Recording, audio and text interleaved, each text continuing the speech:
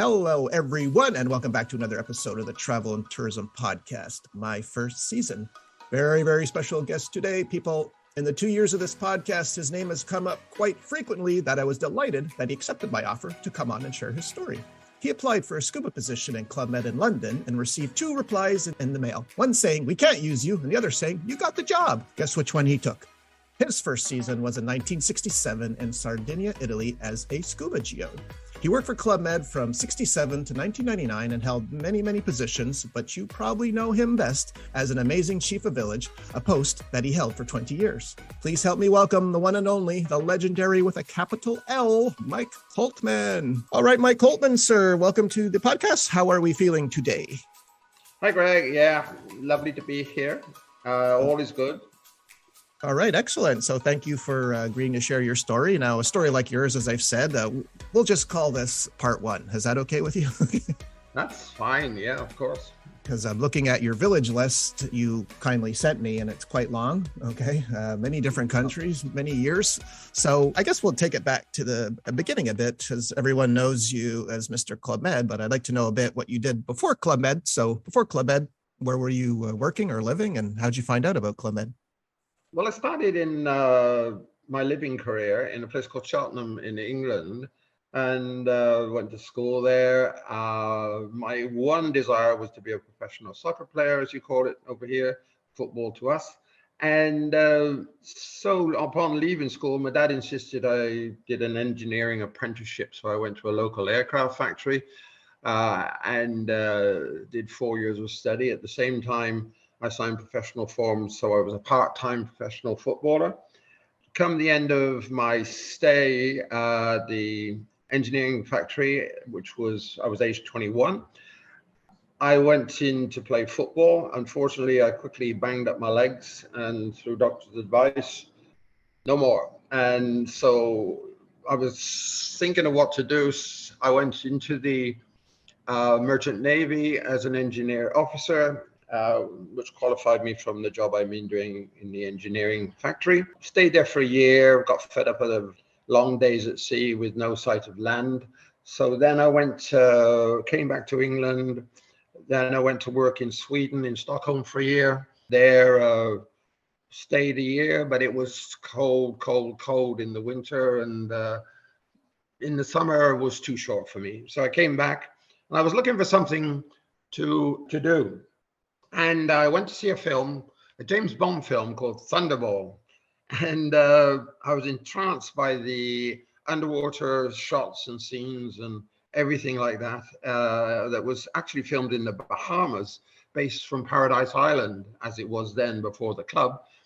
And I later got to meet James Bond himself when I was in Paradise. But I was in the cinema and came down from the upstairs, and there in the foyer downstairs was the British Tobacco Club signing up beginner divers. So I thought this is something which will, could do me good. So I signed up, learned to be a diver, quickly became an instructor. After about 12 months, I was a good diver. 1967, early part of the year, I saw an advert in our British Tobacco Club magazine looking for English-speaking divers. I wrote through the office in London, got an interview, saw a gentleman called John Valentine, and lovely bloke. We became good friends later on, and a few days later got 2 letters back in exactly the same mail. And one of them said, "Sorry, we can't use you." And the next one said, "You've got a job. Okay, you get a flight ticket coming to you in the mail. You're going to take the plane in London. You're going to go to Orly in Paris. You'll meet some other new geos at this place. Take a mosquito net." So I did thus, and got to Paris, met a couple of other geos who were also divers to be. And by the time we left Paris, we were about 6 geos, and we were actually my village was going to be Caprera, off the island of Sardinia, but we flew initially to Corsica, into Ajaccio, and then we were carted down to the club there, Santa Giulia, which was run by an amazing character called Pops Bassett. And with great wide open eyes, I was starting to learn the club. It was what we call a case village, a straw hut village. And yeah, special enough. Community, what they call bloc sanitaire in France, baths, showers, toilets. And we stayed there for a week, then took the boat over to Sardinia, into La Maddalena. And there we were met by these wild people who were going to be my fellow GOs at Club Med. They were the sort of boss guys. And I was loaded into a car with a guy called Jean-Pierre Battard, famous chef de village, who became a great friend. He was a madman, and his thing was he thought he was a Formula One racing driver.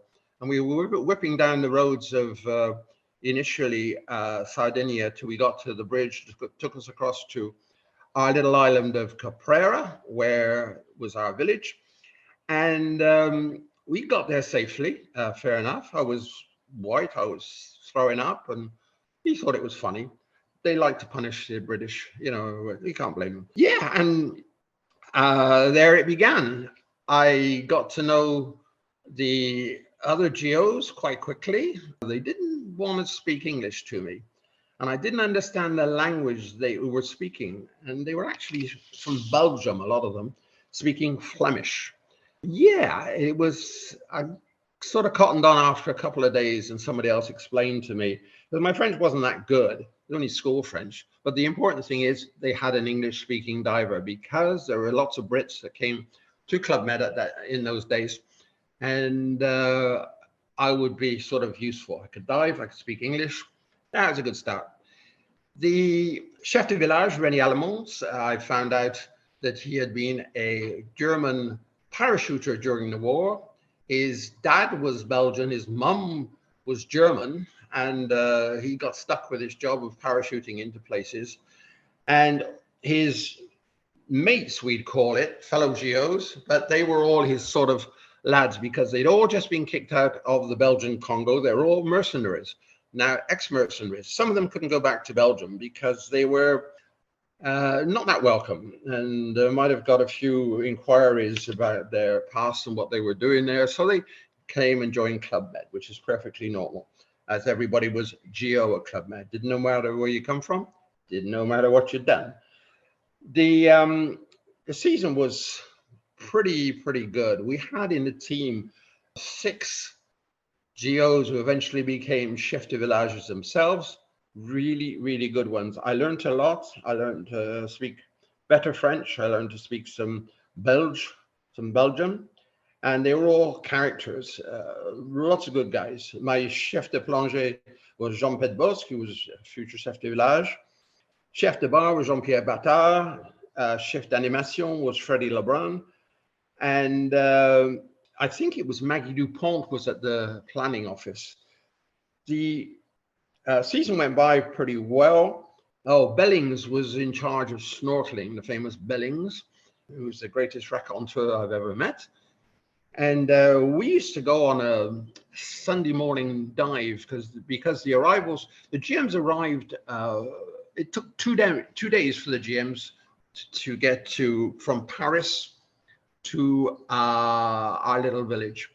2 days, they had a train all to themselves. And on the train, there was a restaurant, a disco. And they came, most of them came for at least a month or 5 weeks, as was the case with the French at the time. And the Brits flew in later on the Sunday, but they were posh and they came on a plane. So we had 2 arrivals to do on the Sunday. The French and Belgians who came, they came via Paris to Rome. From Rome, they took a ferry boat. Took them 2 days. We met them with the usual Club Med greeting of the time, which was ski boats, though we had no ski, but we had boats. Any old boat that would do. People, half-naked GOs in parios. The pario was the thing, even when it was freezing cold. Then, as I said, so we had a sort of a free Sunday morning, and we used to do a GO dive for the GOs who could dive. We taught to dive on the Sunday morning, and we had an instance. Oh, one guy who did join us came on vacation. His name was Bruce Kent. Good guy, probably about 40 years old, a little older than most of us. And he wanted to stay on au pair. So he was a good diver, and he belonged to the famous Dragon Club in Hong Kong.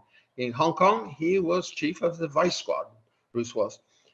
He came, and fortunately he did, because one of our Sunday morning dives, Bellings was on the palier, which is the line after a dive. We stopped 3 meters beneath the boat just to decompress, so to speak, but it was a precaution more than anything else. And poor old Bellings had passed out, and Bruce was the last person in the water and saw him passed out on the line. So Bruce got him up to the surface. We fished him out, shipped him off to La Maddalena, where there was a decompression chamber, very small one. He was okay. He was fine, and became a great friend of both of us, both Bruce and I. Yeah, it was sort of an eventful season. At the end of that season, I could have gone with Rene. He asked me to go work in a ski village, because we have ski villages as well in Europe, repairing skis, because I'd never been skiing in my life. So I thought, no, I'll go back to my girlfriend, Jeanette, who's in England, and see what could happen next summer. Maybe both of us would like to come back to the club. So I did just that. And next summer we applied. Jeanette, in the meantime, we had tried skiing, snow ski package vacation. Jeanette smashed her leg up, came back to England in an ambulance plane and all that sort of thing. And she went for an interview in London in the early spring of that year in a full-length plaster cast. Was accepted, of course, because they needed me, as I was the English-speaking diver. And Jeanette, of course, was the English-speaking hostess at the time. We had hostess teams in those days. It was fantastic. We did the season back in Caprera with a different team, and there I met my chief diver then was the famous Banan, who was the head of chief diving at the club, chief diver of all Club Med, and great guy, fantastic guy. His plan for me was to go and do the opening of Martinique. He would come as chief diver, and I would be his second, and eventually he would leave, and I would take over the responsibility of the diving in Martinique. But before that, he decided I was going to go to Fort Royal, the first village ever in what we call the American zone. Fort Royal was an old hotel, and beautiful, beautiful old hotel with sort of beach chalets, bungalows, if you like, at a different section about 200 yards up the beautiful beach that we had. And so we get in there, and we had our boat was a French chaloupe that had been bought especially for us to do the diving in Guadeloupe, and it was called the Count of Monte Cristo. And Paul, who was the captain, was a Breton, who was, of course, a very special breed of people. And we got on fine. And so we were diving out of Guadeloupe, incredible discovery of reefs and things like that. And of course, all our gyms were mostly American. So a lot of them had known Fort Royal when it was a 5-star hotel. And then they saw all these free things that the club were giving, and the Americans, they're always looking for a deal or a bargain. They decided that they were going to come back to Fort Royal, live the life of a 5-star hotel, and have all these free sports, scuba diving or sailing, whatever. It wasn't quite like that, because, as you know, the club is a little bit simpler.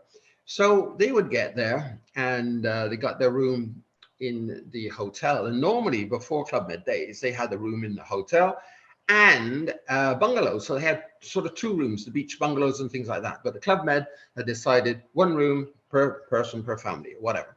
So they were sort of very upset about not getting their bungalow and their room in a hotel. And it came to a stage where we were greeting the people off the bus and taking them to their room with their luggage, putting the luggage down and just taking off, because as soon as they opened the door and put the light on of their little bungalow, it wasn't quite what they expected. Small places, it was nice, but it was not what they were used to. Eventually they got used to us. And once again, myself and Jeanette And we had no American geos at the time. There were no such things as Canadian geos, unfortunately, no Americans to help out with the language. So we were stuck with most of the speeches and languages and things like that. Our chef de village was Pierre-Jean Laplace. His team were flamboyant. They loved to dress up. They were fantastic on stage and used to put on these very beautiful Folie Bergère shows, which the Americans, they got used to us over the week, the Americans, but I think they were more entranced by the Geo in their Pario, in their little Speedos and half naked life. They looked at us weirdly at the beginning of the week. By the end of the week, they were putting on their Parios and becoming like all these weirdos from Europe. So it worked out fine. Stayed there for 6 months. That was good. Came back to Europe, did a season. Excuse me, Mike. Mike, yeah. So one question. Was this the season, though, at Fort Royal where you met Gilbert Trigonneau and Gerard Blitz for the first time? Yeah, that's true. As it was, we had we were due to open at Christmas, and we were opening about 2 weeks before Christmas. And we had a bad storm, a late tropical storm.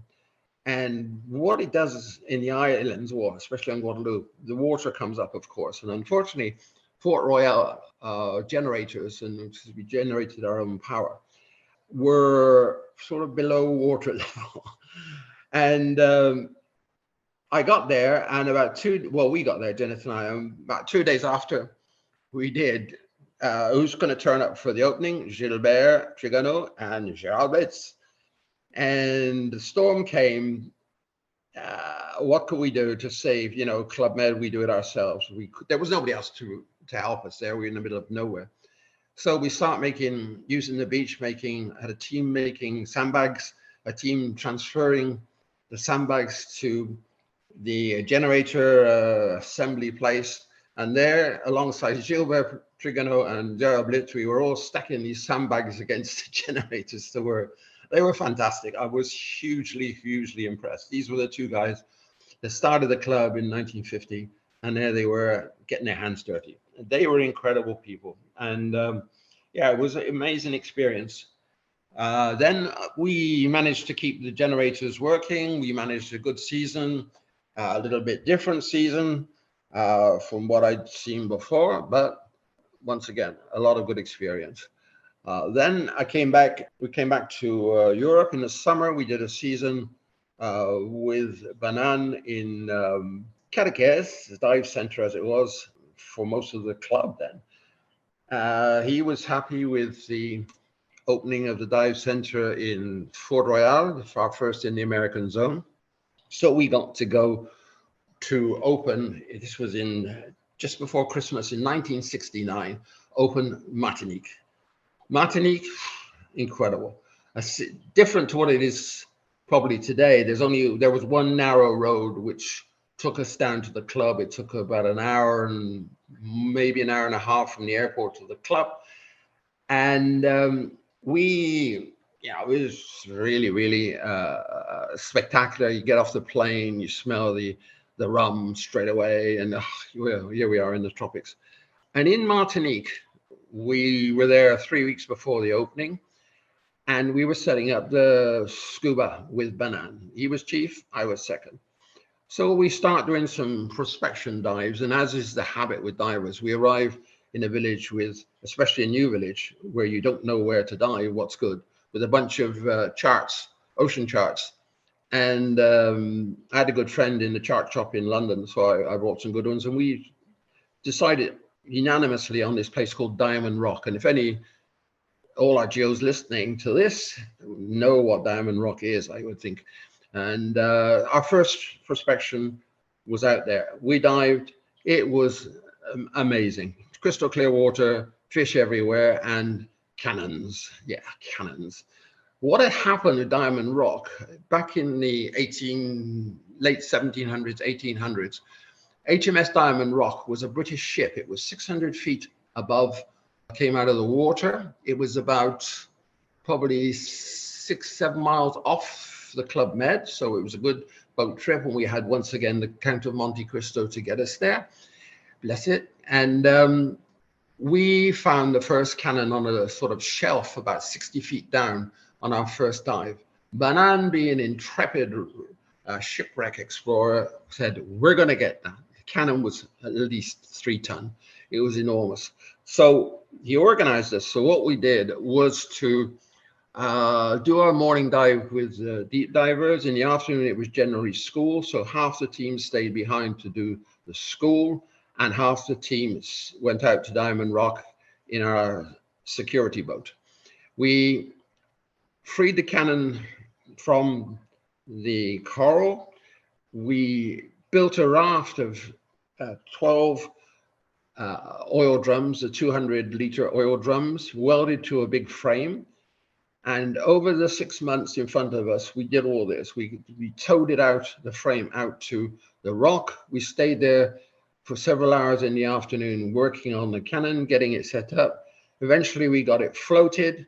The Count of Monte Cristo towed it back to the club, and we left it anchored up to the dock. And as we got to our anchoring up, this bunch of customs and excise officers came in and accused us of robbing their waters of their cannons and things like that. We argued we hadn't taken it out of the water yet, that they want us to take it back, or what do they want? And it's true, we had noticed some helicopter activity over us as we were working on the cannon all these days. Banan, with all his experience, knew exactly how to handle this. He invited there was 4 of them, heads of the customs and excise of Martinique, with their families for the weekend at Club Med. Give them liberal amounts of alcoholic refreshment. And then on the Sunday morning, we had a little chat. And they said, you can't do this. We said, we've done it. You're free to come to Club Med anytime you want with your families. Well, that was because Club Med, of course, was closed to, in those days, nobody could come into Club Med, no matter who you were. You could be the King of England or the Queen of England. You could not come into Club Med unless you were a member, not like it is today.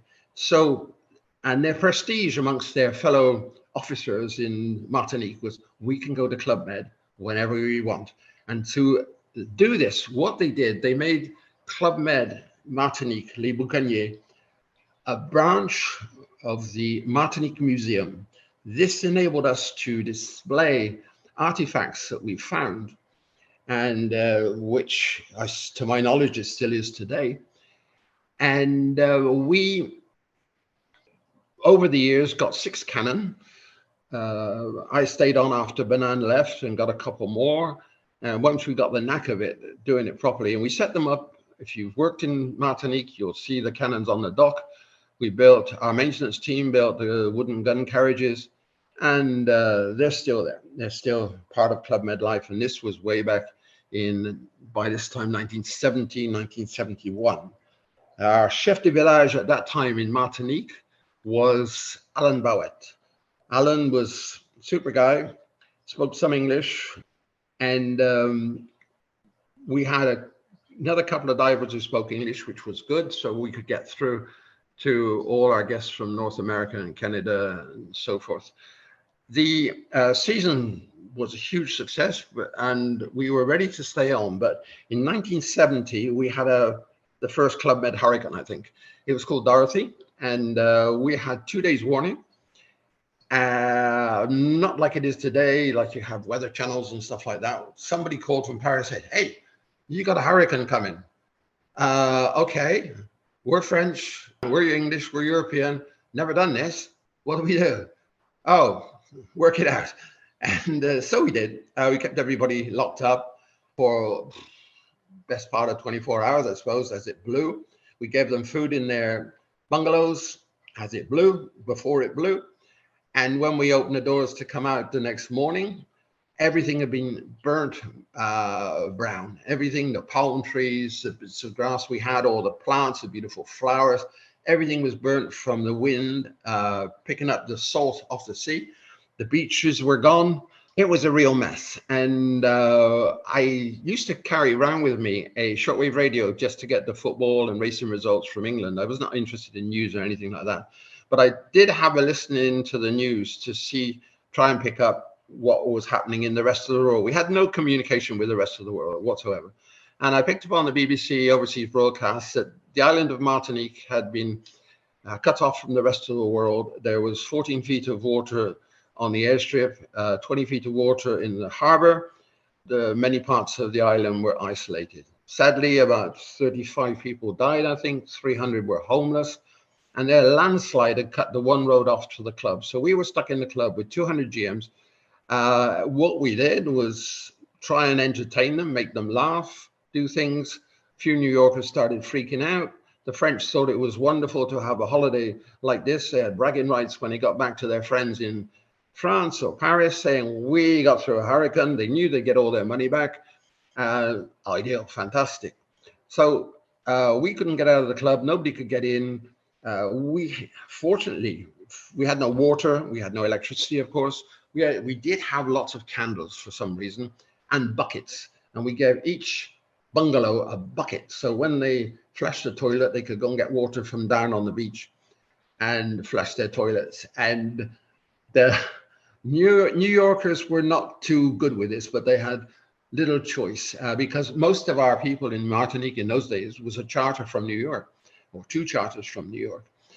So finally, the authorities on the island clear the road after about 5 days and get through to us.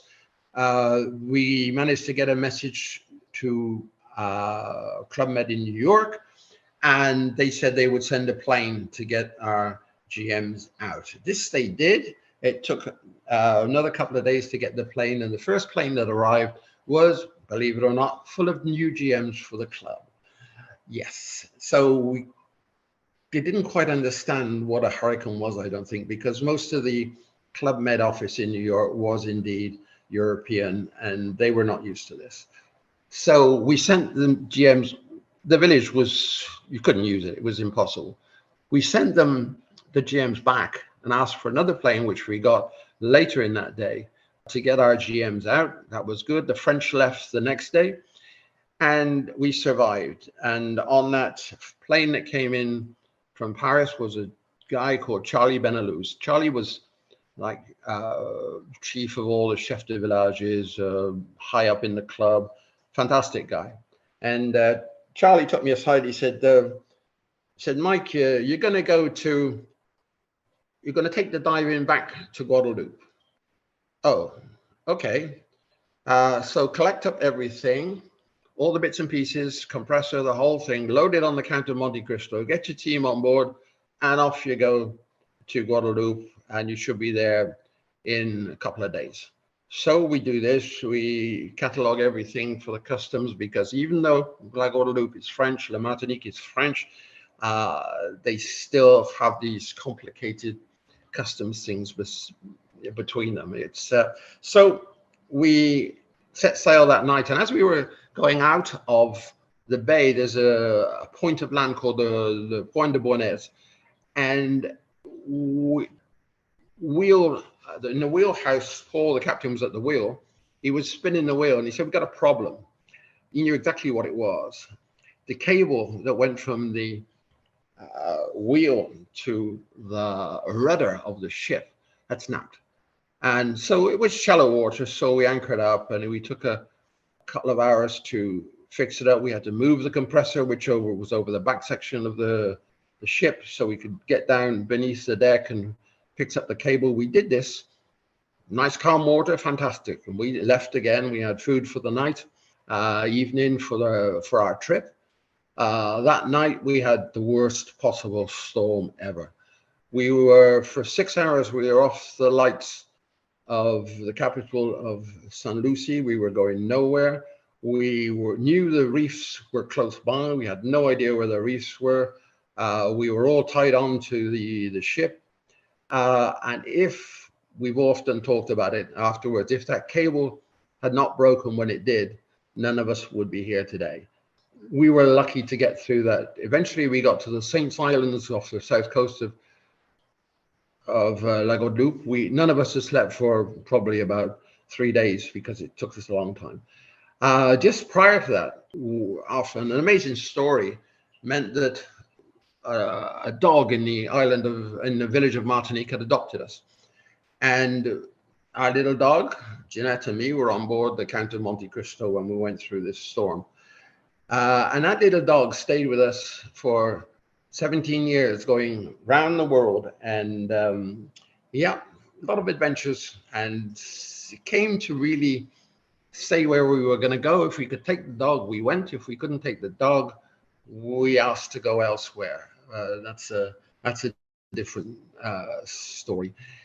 We got back to Guadeloupe as we went into. We had to go into Puerto Pete to declare all the stuff that we brought over from Martinique, but we were refused entry. We couldn't leave the ship, and because all of the equipment, they wanted us to catalog every piece, every nut, bolt, spanner, washer, ring that we brought with us, which was probably in the region of about 3 million items. The same thing, Charlie met us over in Guadeloupe, went to the customs, made some invitations, and we were quickly out of the port and back at Club Med in Guadeloupe. That was the way we handled authorities in those days. It was a nice invitation. They wanted to come to the club, and it was a good deal. Free bar and all that, yes. Simple negotiations, intelligent negotiations. Excuse me, Mike. So this journey from Martinique to Guadeloupe took how many days by boat? It should have taken us less than 2. It took us altogether 4. 3 days of actual sailing, and we stopped for a day in the Saints Islands because we were totally knackered. Was there a lot of cover on this boat? Like, could you guys go in the hold or anything? No, you were on deck. Down in the hold, there was enough room for Jeanette and Puddin, that was the name of our dog, to be, they were sat there with a bucket between their knees, taking it in turns to be sick into the bucket, literally. It's incredible. Is it true? Is it true that this dog later became entered into the Guinness Book of World Records? Is that true? Yeah, almost 500,000 miles by air. We'd done, what did we do? In 17 years, we did 78, she did 78 flights, 151 medicals, and went to 30 countries. And she was the first ever dog into the Maldives when I was chef de village for the first season there in the Maldives Islands, and they'd never seen a dog before. That's a different story. Okay, yeah. Okay, sorry. So now you're in Port Royal with all you unloaded the compressor. Port Royal, yeah. They took them 3 months to fix up the village in Martinique, so we stayed for 3 months in Port Royal, and then we did the reverse journey. We chose to fly back, actually. yeah, exactly. And Paul, the captain, and a couple of his deck mates, they handled the boat because the weather forecast was good. We checked that, and we got back to Martinique and started all over again, getting the cannons back up. That was our prime object. Wait a minute. What did the hurricane do to the cannons? Nothing. Good. Okay. I thought they threw them back in the water or something. Okay. No, these things were 3 tons. So those cannons that when I did my season there in 96, 97. So those cannons that I see around the tour report, that's you and your crew that got those. Okay. Did not know that. Wow. Yeah. How about that? That's incredible. Yeah, we had good fun doing that. And it was a sort of an achievement and distraction from diving. It was incredibly perfect, Greg, because there was somebody, an organization, paying us to do the things we love doing. They didn't pay us very much, but we had wonderful food. We had a wonderful way of life in a wonderful climate, in a wonderful village on holiday. We worked 24/7. There was no such things as days off in those days. Everything was 24/7. We did our jobs and more. We helped out in other places if we had time. We did all the shows. We did everything because it was fun and simply good. And that was just about at that time in Martinique. It was the second time when we got back to Martinique after the storm, after the hurricane. We got back to started having a few American GOs come in to help out, and some stayed, some didn't, because they didn't really get it explained what the Club Med was before they came, and none of them had the experience of ever having been to a Club Med prior to that. As as it was later in the later years, we'd get, of course, young people from Canada and from America coming down as GMs. Oh, can we stay? Yeah, we want to stay on. Or can we come back? Or how do we get a contract? It was sold itself. And we got better people then because they knew what Club Med was. It was incredible to get some, especially the American GOs, away from this 9 to 5 way of thinking and having the weekend off. That didn't do so well. So we made sure that any new GOs employed knew what to expect. And we'd give them lots of chats, talks, geo meetings, especially for them when they came into the village, teach them how to use a knife, fork, and spoon, not to drink from bottles and things like that, civilized stuff. And because they weren't used to it, and we had to put on a good, give the GMs a good impression of what a geo was, not just because some people would come along to Clubman, oh, geos, you're wasters. Yeah, you're doing this to get away from society, which probably we were. But we were also providing a lot of people with a wonderful week or 2 weeks during their probably very boring year. So we were happy with that. And the geos fell into line. An interesting story is with the American geos in those first seasons, or any first season geo, when we were on stage, you put on a show and maybe open with a musical number, so you got lots of girls and guys dancing on stage. The number would end, and some of them had one more number to go backstage and get changed, and they would probably be in the first, third, fifth, seventh numbers like that. So, and then you find in the third number that half the girls were missing. It was all the American girls. The French, no problem, because the French ladies, they come off stage, clothes flying everywhere, quickly get into the outfit for the next number and back on stage. The American girls had to go and change in the toilet because the dressing rooms in Martinique were for everybody, French style. And so there was this long queue of ladies outside the one toilet we had back in animation with their new costumes for the next number over their arm and not yet having taken the old costume before we sort of realized that we were going to go through the shows with just half the American ladies on stage and half queuing in the toilet ready for the next number. They got over it. They became, shall we say, more free. And we explained, this is what it's like. You don't have private dressing rooms. Everybody's in together. You do it as fast as you can. The whole thing is that this show is good.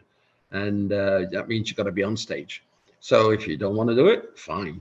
And they adapted. And no one ever came and said, well, we don't want to do it. You've got to take our clothes off. Because it's European style.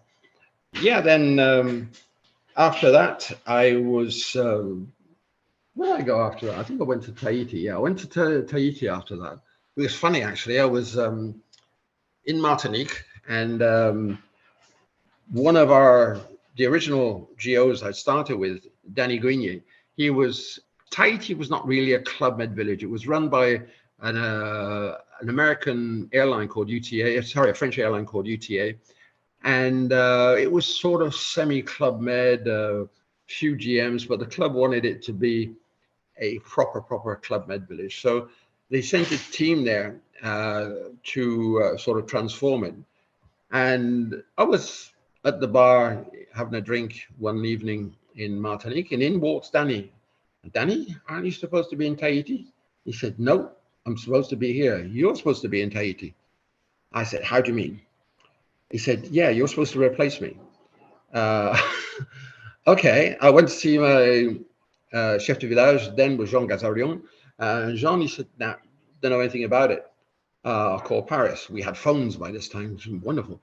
And he called Paris. Yeah, didn't anybody tell Mike he was supposed to go to Tahiti? Get him on the next plane, and Jeanette, and if he's taking his dog as well.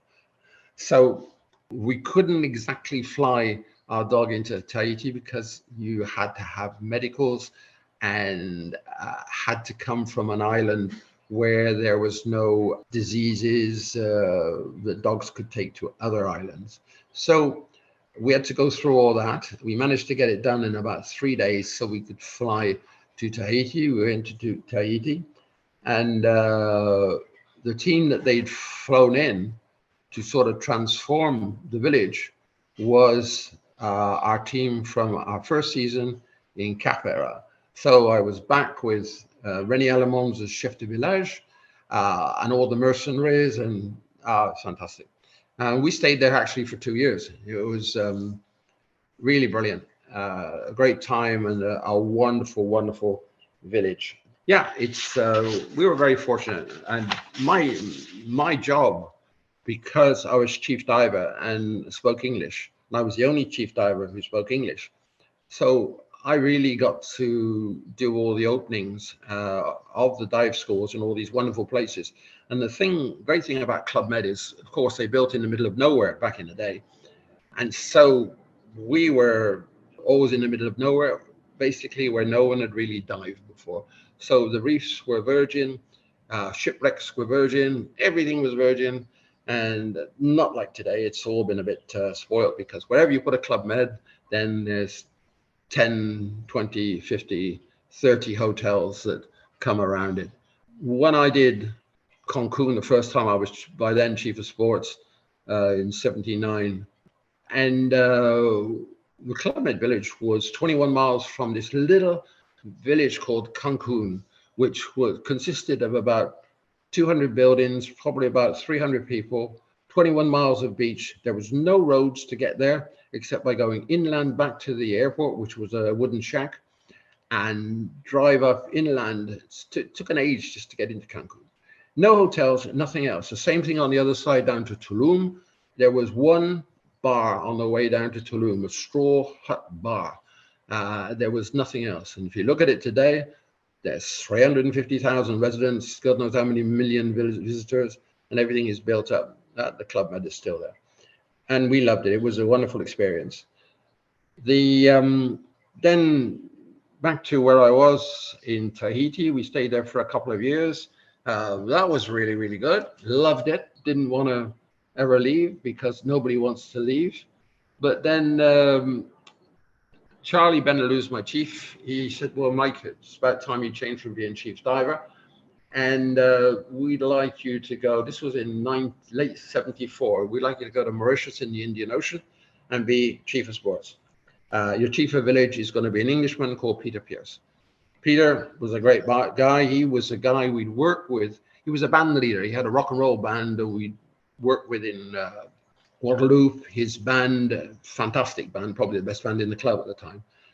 And Peter was glad to have us, and we were glad to work with Peter. So we went to Mauritius. Wonderful, wonderful place. Wonderful, wonderful time. Took the dog, of course. And that was interesting how we got into Mauritius, because dogs are not, if you go take a dog into Mauritius, you got to put them in quarantine for 6 months. So what we did, we got on the plane. We discovered, this was the traveling with putting the dog. We discovered at the airport that they brought in these booths at the airport while you walk through and were x-rayed. It was just a simple booth, not like it is today. You walk through and there was a guy who stood there. Oh, that's nice. What you got in your bag? Dog. Oh, okay. And we asked always that put-in did not go through the booth, because we learned previously that too much for a dog, it would probably, after a number of times doing this, he would probably go blind. So we had in Tahiti, I made this little, it was like a hand luggage, went over my shoulder with a grill on top, and put-in had learned to curl up in the bottom of this bag, and if necessary to hide her from anybody, I put my shirt over the top. She kept quiet, and so we got through the airport on the way to Mexico. In Orly Airport, we got, on the way to Mauritius, we got through pretty well, and we discovered that between the customs who let us through the metal detector and things like that. And the desk that just before you get on the plane, there was no connection. So we'd show the dog to the guy who was doing the check-in. And then by the time we got to the actual flight desk, before we actually went on the plane, I just put the bag over my shoulder, my shirt over the grill on top of it, and we just wander off with the rest of the people going to Mauritius or wherever. And on that flight, sometimes pudding was found on the flights, and basically all the stewardesses were very, very nice. And this pudding would come out of her bag as soon as we got on the plane. She'd lie on the floor and she'd stay there for 10 hours, 12 hours, or whatever the flight was. And she once did a flight from when we went back to Tahiti. She once did a flight from Orly to Tahiti, which took us 63 hours. We went to 16 countries, 3 countries where there was war going on, and Puddin did nothing. She got off once for a pee, and that was about it. But back to this trip to Mauritius. When we got to Reunion Island, the hostess on board said, "You're going on," because it was the same plane, "You're going on to Mauritius. You know they don't accept dogs there." I said, "Yeah, I know, but we're going to try." She said, "Okay, we're not going to say anything. Off you go." And what they'd done at the village, we had a group of architects going to Mauritius, and they were, of course, first class, not in economy like us poor guys. And they were booked through VIP when they arrived in Mauritius. And Chef de Village in Mauritius said, "Mike, okay, you got to go and join these guys and go into VIP. You're booked through VIP." And we did. We joined them. Our bags weren't open. We were flashed through VIP, and there it was. Puddin was in Mauritius. Several stories like that. She was the first ever dog. When I became Chef de Village, she was the first ever dog to go to the Maldives. Of interest, I became Chef de Village in '79. First village was the Maldives, which is quite primitive. Excuse me, Mike. Can I just ask a quick chief of sport question? Yeah. Was there any kind of stage back then for chief of sport, or were you just promoted just like that? Greg, there wasn't a stage for anything. Oh, okay. Okay, so they said, "You want to do it?" And you said, "Sure." Okay. Now, I went to club in Paris, and I said, "Okay, I've been diving every day now for the past 8 years, I think it was. If I'm going to stay at the club, obviously, to remain as chief diver, it's not going to work out." They said, "Okay, you can be chief of sports now." So that was fine. And Chef de Village, it was interesting. I think it was a capacity to drink large amounts of beer that was our credentials to become Chef de Village. But when I finally did what we called a stage, they said, "Okay, Mike, you're going to be Chef de Village. Come to Paris." And for 3 whole days, we sat in various rooms, laughed, joked, picked up some information, spent the nights drinking, and we were turned out after 3 days as Chef de Village. There was no preparation in the village because they reckoned that we had been in Club Med long enough and we were intelligent enough to understand what we could do and what we could not do. And the basic thing was that they got across to us was that you look after your GOs, the GOs will look after the GMs. And that's always stayed with me. And regardless of what happens in your village, you got to make it work. You got to find a solution if it's needed. And we're here to help, which was very different from back in the day when we had, like in Caprera, there was one telephone. To make a call was like climbing Mount Everest. It was impossible because so much work needed to be related to Paris to help get information and things like that, that more or less the offices occupied the phone most of the day. The GMs couldn't phone because, of course, no mobiles then, thankfully. They didn't want to phone. The whole idea in those early days was to come to Club Med for 4 or 5 weeks and forget about the rest of the world, forget about whoever back home and just have a good time.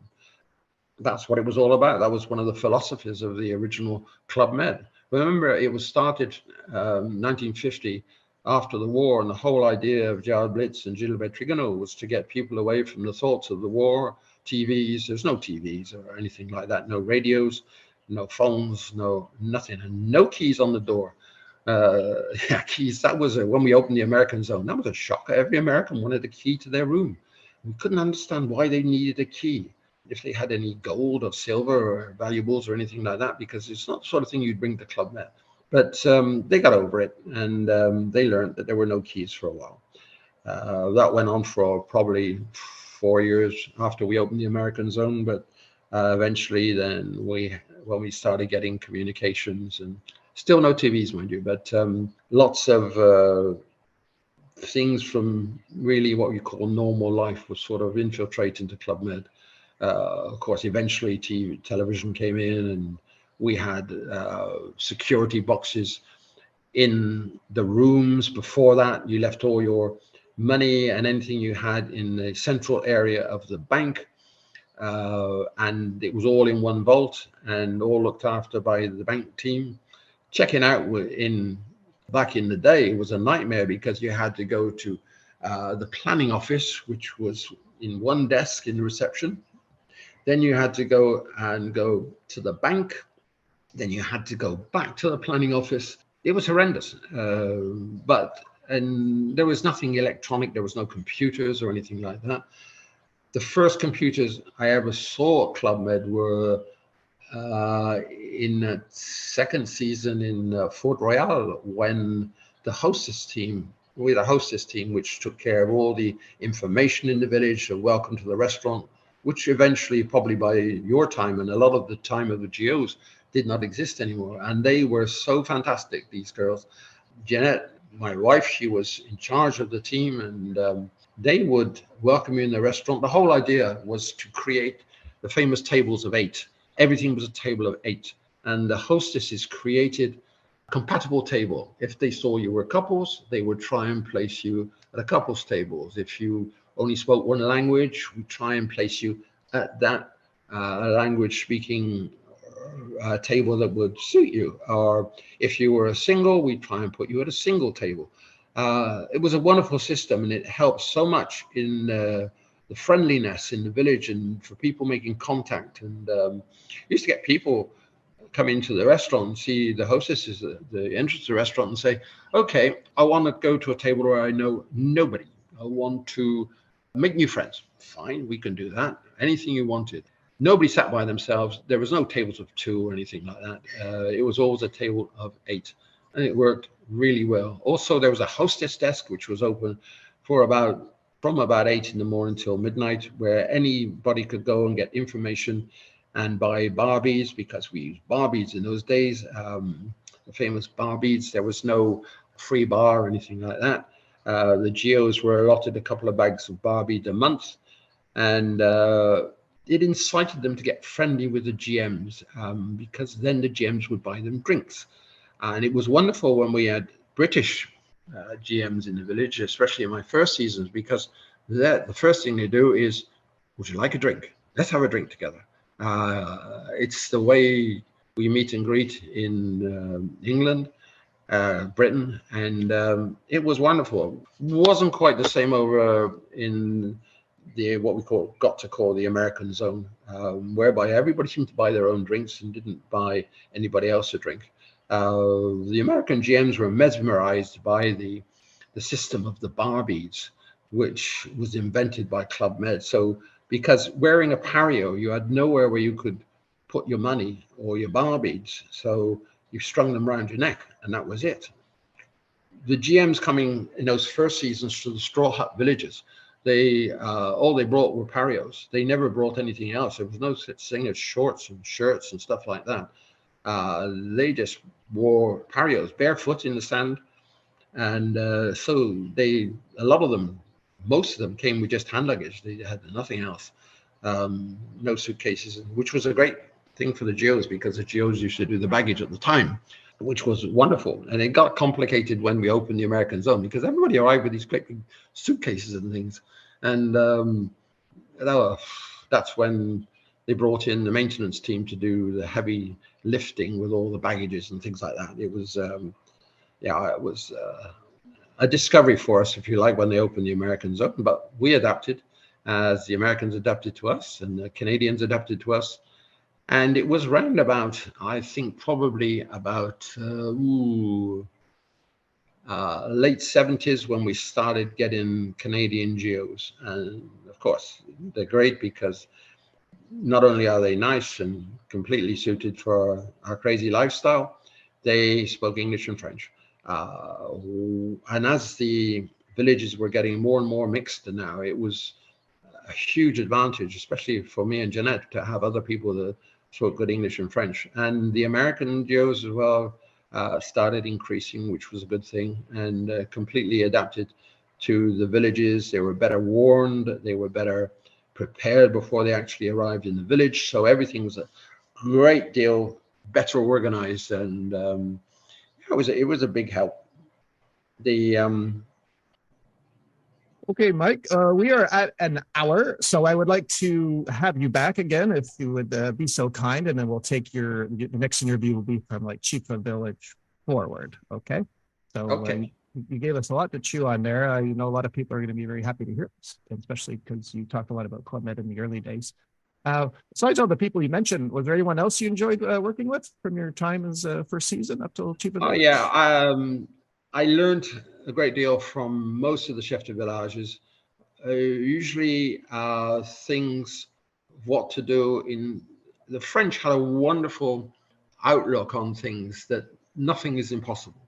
It doesn't even enter their heads. And I learned this, and it's true. And the other thing you're good at, if things go wrong, is to bury your head in the sand and ignore it. It sometimes works out. But other great chiefs I've met, of course, there was the legendary Bernie Pollack, who was a great guy, a jazz musician guy from Paris in France. And I worked with Bernie for a number of seasons. We always had so much music in the village. It was incredible. And so many, he loved crazy characters. And he used to find all these people all over the place and come to the village and play for us. He even got in Guadeloupe, he got the greatest musicians of jazz to come and play for free at the club. It was quite amazing. Other chef de villages, of course, Charlie Benalouz was my chef de village. René Alamons was my chef de village. Jean Gazarion, Pierre-Jean Laplace, Christian Fuller, all incredible characters and all wonderful people. But they were all mostly established before I came to the club. Maurice Van Eyck, we did lots of seasons together. When he was second, I was chief diver. He was from Belgium, then he was second to Bernie Pollack. There was Jean-Pierre Bosque, was a wonderful chef de village and a wonderful chief diver. Jean-Pierre Batard, of course, a legend in his own right. He's an incredible man, an incredible chef de village, with the thought that he could do anything. Freddie Lebrun is another one, and a few that became chef de villages along with me, Philippe Labat, Dutron. They were really great guys and wonderful chiefs of villages who were prepared to go and do anything. Some really great people that have proved their worth to the club, and because of them, the club is still going today, although it's a vastly different form to what it was. These people, and I often think of who came before me, because I joined in 67. The club started in 1950, and all those people that I only heard talk about in those years before I joined, they must have gone through incredible stories and done things they shouldn't have done to keep the club going along. And it's amazing for the stories that they must have, these people. And sadly, many of them are no longer with us. And it's good that you get the stories out of us, Greg, because I'm going to write some books. I've started already. because I think I've got stories to tell. And but it's just finding the time, which is Yes. very difficult, as you well know. Well, this is the Even next though- best thing to the book. It's kind of like the oral tradition. So we can, it's almost like an audiobook, what you're doing right now. yeah, yeah. Don't let it out. This is only for Club Med Oh, don't worry. XGOs and GOs. Well, yeah, I think everyone's going to be amazed at all your stories and the ones to come too. So I think, yeah, we'll stop it here and then have you back if you'd be Sure. so kind to come Yeah. back. And Yeah. so everyone, that was the amazing, legendary Mike Coltman. And if you really like it, he will be back, and we're going to pick up from Chiba Village onwards. So this is where we say our goodbyes to everyone and thank them for listening, sir. Yeah. Thank you very much, everybody. Very nice of you come and listen to me. Yeah, nobody else does. That's not true. Well, everyone, that was Mike Coltman. Okay. We'll see you all next week. Bye. Okay. Thanks, Greg. Take care.